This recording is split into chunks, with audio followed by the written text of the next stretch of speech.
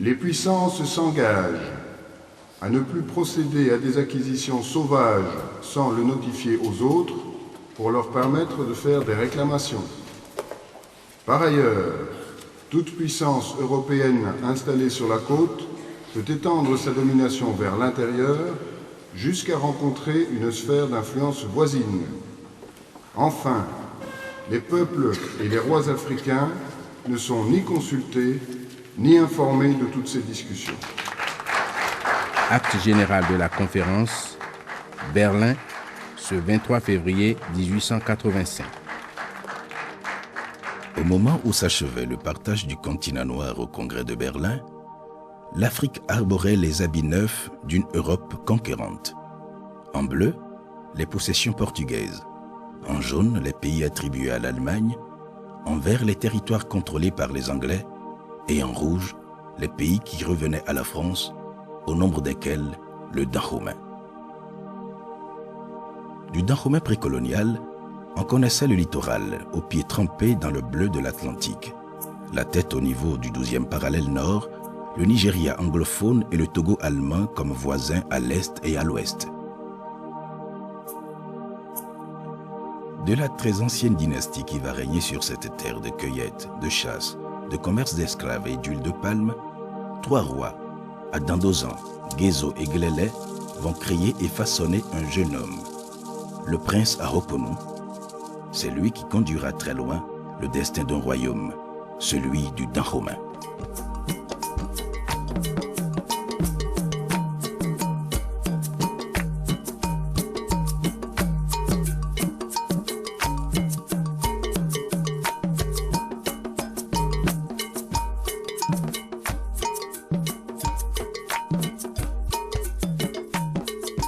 Avant qu'il ne soit nommé Vidaho, il a comme nom Wemaju Bedoro Keme. Après ça, il s'est nommé lui-même Khemaro Gundo. Khemaro Gundo veut dire l'oiseau qui est semblable à Manjumil fait sa maison en rond comme ça. Béranzi, ce n'était pas son nom initial, il s'appelait Ahoponu, de son nom premier. Et il est le fils du roi Glélé, et Glélé qui est fils du roi Gézo. Et il n'était pas le seul fils, bien entendu. Et il n'était même pas le prétendant normal au trône, il n'était pas le Vidaho normalement. Mais les événements ont fait que il est devenu l'homme incontournable.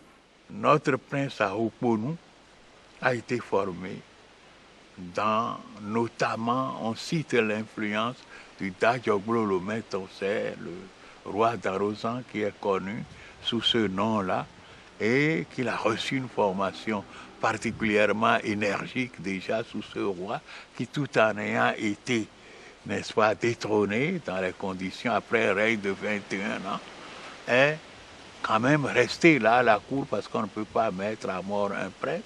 Il était déchu, mais il était apprécié quand même pour ses qualités viriles et pour ses connaissances ésotériques.